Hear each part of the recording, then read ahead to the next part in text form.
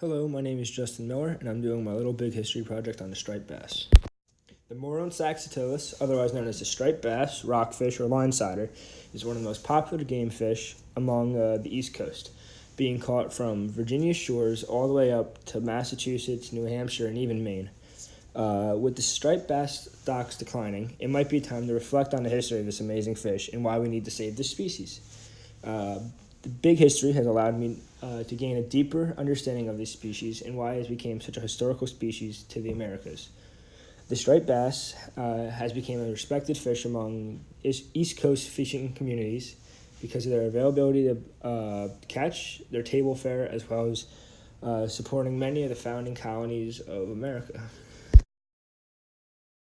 Before we talk about the history of this great fish, understanding the striped bass from a biological standpoint might make it easier to understand why it helped the United States becoming to what it is today. The striped bass is very distinguishable because of its silver color and 7 black stripes running horizontally down its body. With a large gape limitation, size of its mouth, it feeds on a variety of bait, chasing menhaden, herring, squid, as well as feeding on crabs and clams off the ocean floor. The striped bass usually migrates following the menhaden from Virginia and the Carolinas all the way up to Maine in the summer and making it back down to the southeast for the winter.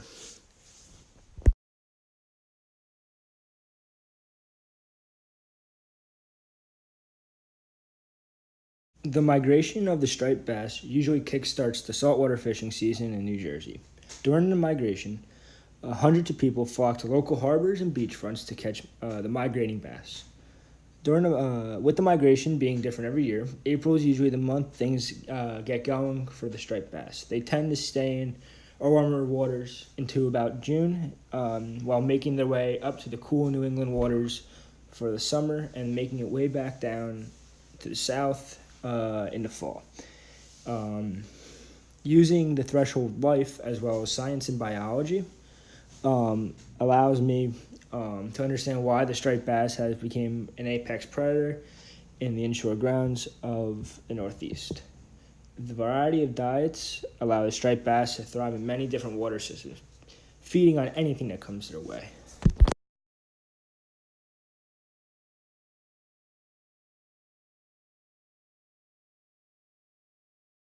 This striped bass was about 18 inches, and it was caught off New Jersey beaches in July.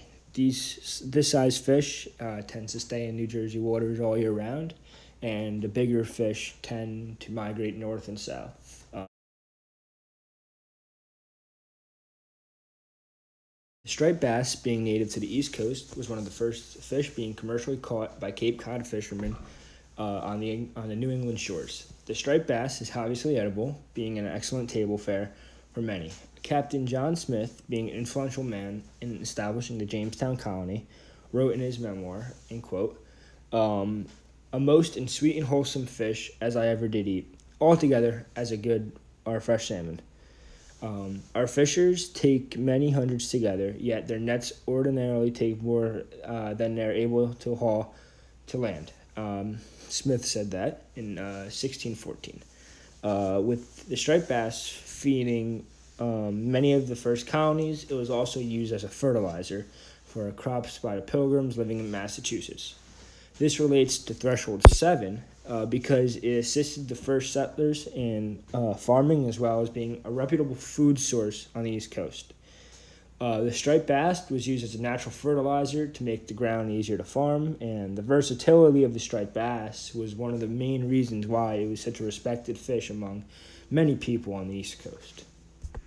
With the modern revolution following the establishment of the United States, the striped bass quickly became a staple in the commercial fishing in the mid-Atlantic and New England shores. The Industrial Revolution allowed for fishermen to travel farther distances to catch these fish and allowed recreational anglers to enjoy catching these fish from boats and from shore. As well as advancements in transportation, it allowed the state of California to acquire striped bass stocks through seine nets and stocking them in estuaries and lakes all across their state. Now, after 150 years, the striped bass population in California is thriving. The fishermen make profit on guiding and tourism to catch these great fish. Today, the striped bass is one of the most popular game fish in California, and stocking efforts has become one of the most successful stocking missions in history. Using American history and anthropology, it has allowed me to understand why Americans love this fishery and why it has become such a popular fish all across the country. The striped bass is a great species of fish, being a staple of the east coast of America's saltwater fisheries since before the United States was ever created. The stock of striped bass has been declining, and it's time to learn and appreciate this amazing fish. The striped bass has become a respected fish among East Coast fishing communities because of their availability to catch, their table fare, as well as supporting many of their founding colonies. Big history has allowed me to gain a deeper understanding of this species and why it's become such a historical species to the country of the United States. Thank you for listening to my TED Talk, and have a nice day.